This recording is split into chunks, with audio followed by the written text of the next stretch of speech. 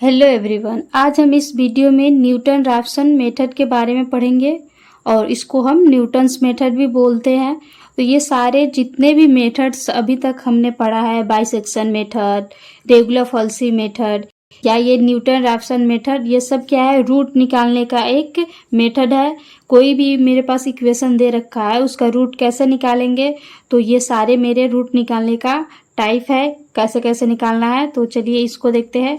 Newton Raphson method तो बोल रहा है, if X not is a approximate value of a root of a equation F X not equal to 0 and if x naught plus h be an exact value of the corresponding roots where h is a very small quantity, जो कि h जो मेरा क्या है, positive भी हो सकता है, निगेटिव भी हो सकता है।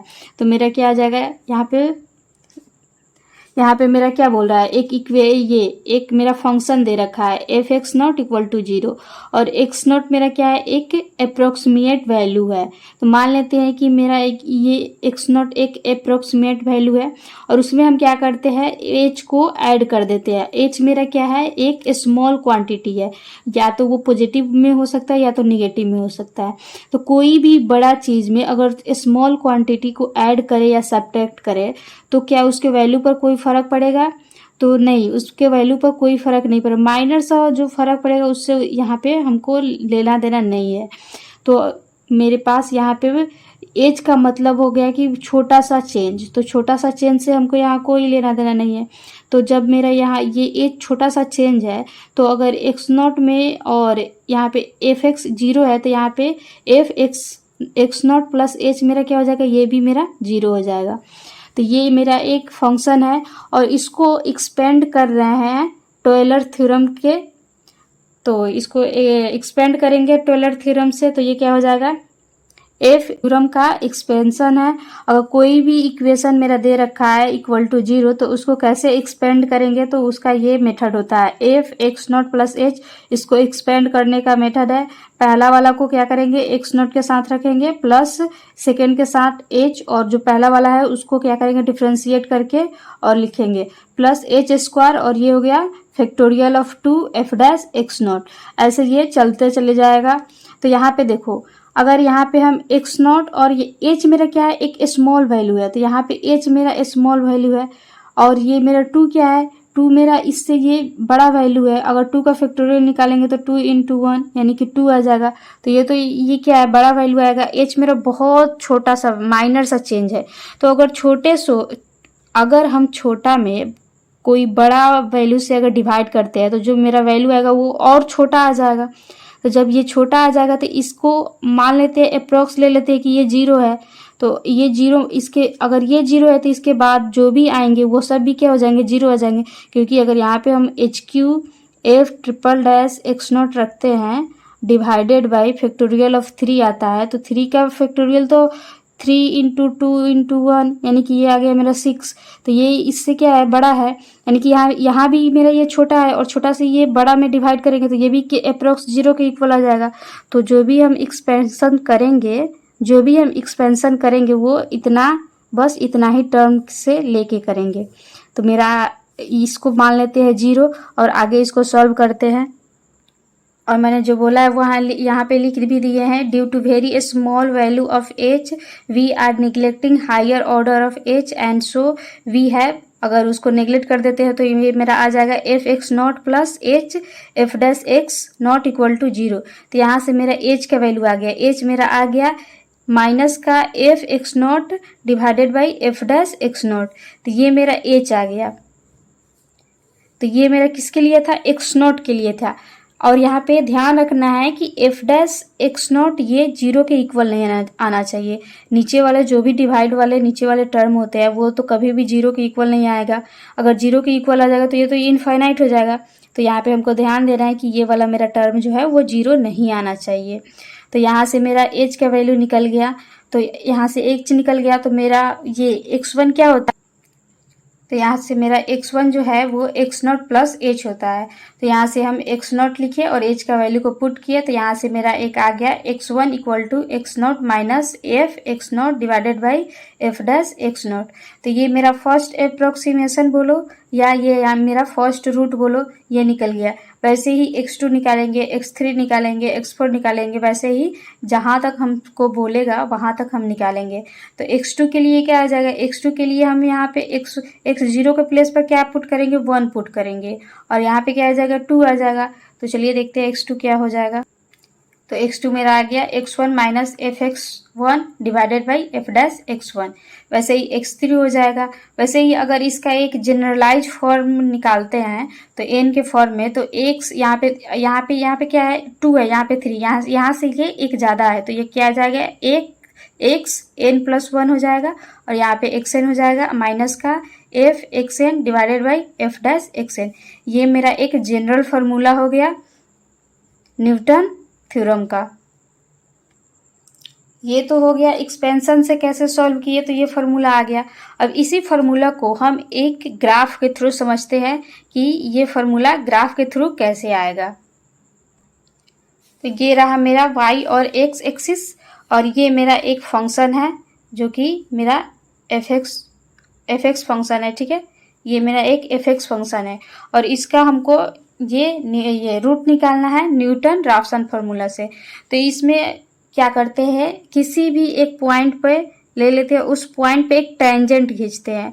तो ये मेरा हो गया एक टेंजेंट और टेंजेंट यहाँ पे कट कर रहा है तो ये मेरा ये वाला पॉइंट क्या आ जाएगा, x1 और 0 आ जाएगा।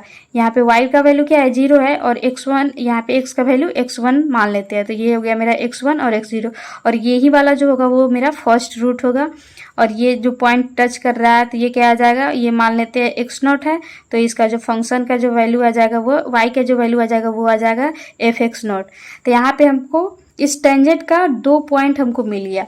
जब हमारे पास किसी भी टेंजेंट का 2 पॉइंट मिल जाता है तो उसका फॉर्मूला क्या होता है, tangent equal to slope, slope को हम m से डिनोट कर रहे हैं, m into x minus x1।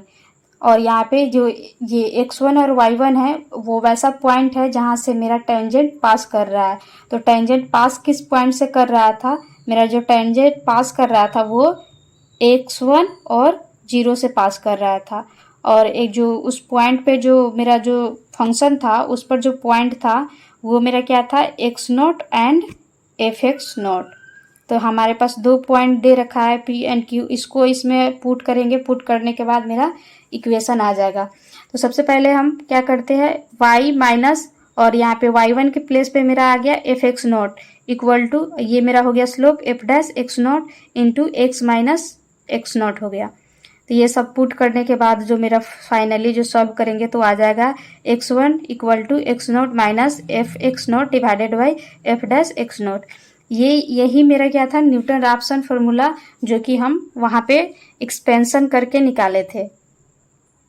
तो ये सब तो हो गया थ्योरम और कैसे निकालेंगे रूट, उसका एक फार्मूला मिल गया हमको। अब स्टेप देखते हैं कि कोई भी इक्वेशन दे रखा है तो उसको हम कैसे फाइंड आउट करेंगे कि मेरा रूट्स क्या होगा। तो सबसे पहला मेरा स्टेप होगा, जैसे कि बाइसेक्शन मेथड और बाकी सारे जितने भी मेथड अभी तक देखे हैं उसमें क्या था, 2 पॉइंट फाइंड आउट करना था जहाँ पे पॉजिटिव वैल्यू है एंड एक पे निगेटिव है। तो यहाँ पे पहला स्टेप है find point A and B such that A less than B, जो कि छोटा भी होना चाहिए, and F A dot F B क्या होना चाहिए, इक्वल टू लेस देन 0 होना चाहिए। यानी कि इसमें से कोई एक पॉजिटिव एंड कोई एक निगेटिव होना चाहिए। तो पहला स्टेप मेरा ये है जो कि अभी तक मैंने बाइसेक्शन और फॉल्स पोजीशन मेथड में चलता आ रहा है। सेकेंड स्टेप क्या है, take the interval A B और दोनों को इंटरवल ले लेना है and find next value x0 a plus B divided by 2। ये मेरा बाइसेक्शन में आ रहा था। बाइसेक्शन में मुझे निकालना था तो क्या करते थे, जो मेरा पॉइंट आता था उसको बाई 2 कर देते थे। तो यहाँ पे उसका यूज कर रहे हैं। और थर्ड स्टेप क्या है, find F x0 and F dash x0। और थर्ड स्टेप मेरा कह रहा है कि जो मेरा फंक्शन दे रखा है उसको क्या करो, डिफ्रेंशिएट कर दो। और उसके डिफ्रेंशिएट करने के बाद हमको fx0 and F dash x0 find करना है। फाइंड करने के बाद जो अभी मैंने फार्मूला निकाला है उसको इसमें पुट करो। पुट कर दिए तो ये मेरा थर्ड स्टेप कंप्लीट हो गया। थर्ड स्टेप करने के बाद हमको क्या करना है, fx0 equal to 0, then x1 is an exact root, अगर मेरा fx1 जो है अगर वो 0 आ जाता है तो x1 मेरा एग्जैक्ट रूट हो जाएगा, और नहीं तो क्या हो जाएगा, नहीं तो आगे बढ़िए x0 को x1 के वैल्यू पर रखिए और फिर से सॉल्व कीजिए। यानी कि पांचवा वाला जो मेरा स्टेप है वो बोल रहा है रिपीट करना है थर्ड फोर्थ स्टेप को। तो ये मेरा क्या है, ये मेरा 5 प्रोसेस है जिससे न्यूटन राफ्सन का कोई भी क्वेश्चन हम सॉल्व कर सकते हैं। तो चलिए इसको एक एग्जाम्पल के थ्रू देखते हैं, एक क्वेश्चन लेते हैं। तो जैसे कि यहाँ पे क्वेश्चन में बोल रहा है find a root of an equation. मेरे पास एक ये फंक्शन दे रखा है f(x = x³ - x - 1) दे रखा है यूजिंग न्यूटन रैप्सन मेथड, और इसको ये न्यूटन रैप्सन मेथड को यूज करके फाइंड करना है रूट को। तो सबसे पहले हम क्या करेंगे, 2 पॉइंट निकालेंगे कि मेरे किस पॉइंट पे पॉजिटिव आ रहा है और किस पे निगेटिव आ रहा है। तो सबसे पहले मेरा ये फंक्शन हो गया और उसको डिफ्रेंशिएट कर दिए तो मेरा आ गया इतना, ये इसको डिफ्रेंशिएट करेंगे तो 3x² - 1 आएगा, ये इसका -1 आ जाएगा और इसका क्या हो जाएगा 0।